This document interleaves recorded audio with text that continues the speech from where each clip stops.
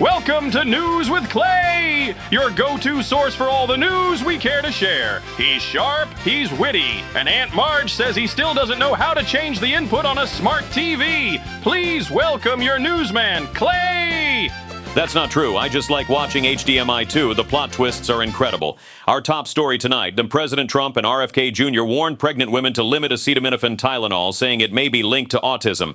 Scientists said, hold on, that's just associational data, not proof, and urged caution about scaring people away from necessary care. That's like saying ice cream causes sunburns just because they both spike in summer, but then Trump said we should just use common sense, which is cute.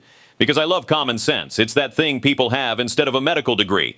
My common sense says when the vast majority of people who literally spend their lives studying this stuff agree, like, say, climate scientists saying global warming is real, maybe you listen to them. Not because they're infallible, but because they read the journals and don't just scan headlines between golf swings. And here's the thing. This administration has repeatedly told us that scientists don't know anything. But when a flimsy study kind of lines up with politics, suddenly science is back, baby. And if you want to know why common sense isn't science, just remember, common sense once said bleach might cure COVID. Spoiler, that was not science. Great for laundry day, terrible for staying alive. Meanwhile, pregnant women are standing at their medicine cabinets like they're defusing a bomb. Untreated fevers can be dangerous too, so the real advice from doctors is talk to your physician, weigh the risks, don't panic. Not sexy, I know, but it's how we avoid turning medicine into a guessing game. And if you're wondering who to trust the doctors and scientists who dedicated their lives to studying this stuff. Unless your scientist is Lex Luthor, in which case maybe get a second opinion. I mean, that's just common sense, right? In other White House news, President Trump canceled a planned White House meeting with Democratic leaders Chuck Schumer and Hakeem Jeffries that was supposed to hash out a stopgap funding deal before the September 30th deadline. At first, he said there was no need for a meeting because he'd already decided to meet all of the Democrats' demands. Things like restoring health care subsidies, reversing Medicaid cuts, and, maybe throwing in free ice cream for everyone. Spoiler, nope. What he actually said was that no meeting would be productive because of Democrats' so-called unserious demands. Unserious stuff like trying to protect your health care. And I've got to admit, now I'm a little disappointed. That ice cream sounded great in international news. China just announced a new crackdown on online content, banning posts that incite pessimism or hostility. Oddly, the response on Chinese social media has been nothing but positive. Trump says he doesn't agree with China often, but maybe they're onto something, which makes sense. Trump has never seen a critical post he didn't want to delete, except, of course, the ones he writes himself, typos and all. At the end of the day, banning pessimism on social media is like banning the Kardashians from Instagram. Good luck with that. China. Back at home, President Trump just launched what he's calling the Gold Card program, a new fast-track visa that gives permanent residency to anyone willing to make $1 million gift to the United States. There's even a platinum card version for $5 million that lets you live here most of the year without paying U.S. tax on your foreign income. American Express praised the immigration plan's branding, calling it bold, original, and eerily familiar, though for some reason we just can't quite put our finger on where we've seen it before. In a related story, workers have been spotted removing Emma Lazarus's famous poem from the Statue of Liberty. Give me your tired, your poor, your huddled masses, yearning to breathe free. Beautiful, right? Well, under the Gold Card program, they've updated it. Give me your yacht owners, your crypto whales, your huddled masses of hedge fund managers, yearning to breathe tax-free. And good news, if you don't carry $1 million in cash, the United States now accepts Zelle, Venmo, and even American Express. So yeah, suck it, Visa. College is back in session and Greek Rush is underway on many campuses. Sorority recruitment videos are blowing up on TikTok. It's called Rush Talk. These clips get millions of views, which means people are spending hours watching strangers try to get into a sorority. That's like binge-watching job interviews for a job you'd never want. And now it's big business. Companies are sponsoring students during Rush because nothing says lifelong sisterhood like forever friends, and don't forget to use my promo code for dry shampoo. We've officially commodified friendship. You can have a big sister, a little sister, and a corporate sponsor. Critics say Rush Talk has turned sorority life into a business. Which is weird, because I always thought sororities were already businesses, just ones that charge you rent to live in a giant Barbie dream house. And the stress is unreal. It used to be you worried about rejection from a couple of friends.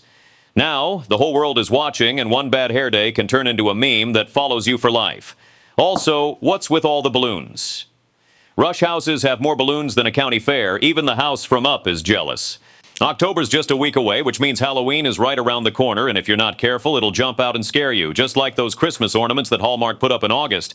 This year's costume trends might make you question whether to open the door at all. Topping the list, characters from K-pop demon hunters, witches with a heavy Wicked influence, Labubus, and of course nostalgic favorites like SpongeBob. When I was a kid, the scariest costume I had was a hand-me-down sheet. Now you've got demon hunters showing up at your door. Nothing says terrifying like a choreographed dance by children in a group costume being uploaded by an adult to an Instagram feed. And don't worry about the witches, they'll be sparkling in sequence. Wednesday Addams is back. Grim expression, black dress, deadpan stare, or as we called it in high school, the goth kids. But the best part will be the parents. Can't wait for some proud mom to knock on my crotchety old neighbor's door with her perfectly costumed 4-year-old Labubu and watch him squint, pause, and yell, "What the hell are you?" Our final story tonight. Trump just told Attorney General Pam Bondi to go after his adversaries, people like Comey, Schiff, and Letitia James. Rumor has it he's even considering renaming the Justice Department, the Department of Revenge, or maybe the Department of Retaliation. Either way, not exactly on the brochure for democracy. He even fired U.S. Attorney Eric Siebert. His crime? Saying there wasn't enough evidence, and replaced him with someone more ladylike. I mean, loyal. Trump said, "Justice delayed is hurting his credibility." Yeah, that's what's hurting his credibility. Not the indictments, not the criminal trials, not the mugshots. Just the backlog at the Department of Revenge. It'll be interesting to see how his new prosecutor does because, like most of his favorite picks, she has no actual experience doing the job he wants her to do. But really, it's all super scary when you step back. The President of the United States is spending his time trying to prosecute people without evidence, while looking the other way or even pardoning the people who've actually been caught breaking the law. If this is what the most powerful office in the world is for, then maybe the real crime is what we're letting America become. My apologies for the pessimism. It might land me in a Chinese jail, but I'm going to use my freedom of speech while I still have it. Speaking of freedom of speech, welcome back, Jimmy Kimmel. Free speech has survived to tell jokes another day. The good news is he's back. He had overwhelming support. ABC and Disney finally did the right thing. And along the way, we discovered a brand new political faction no one knew existed. The woke right.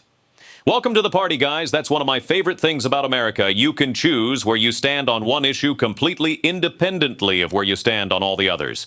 And the biggest surprise wasn't the widespread support for Jimmy, and it was who that support came from. Hearing Ted Cruz defend Jimmy Kimmel's right to free speech was, honestly, a highlight.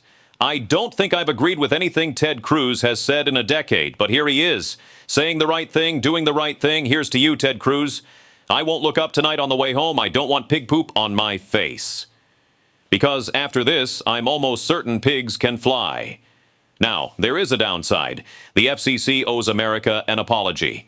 The comments made by Brendan Carr were downright un-American, and Sinclair and Nexstar are still refusing to air Kimmel, no doubt because of the FCC's not-so-subtle threats. Maybe RFK Jr. can prescribe them some Leucovorin. I heard it helps grow spines in companies without a backbone. So welcome back, Jimmy Kimmel. We missed you. And that's all the news they wrote for me to read to you. Consider yourself informed. Until next time.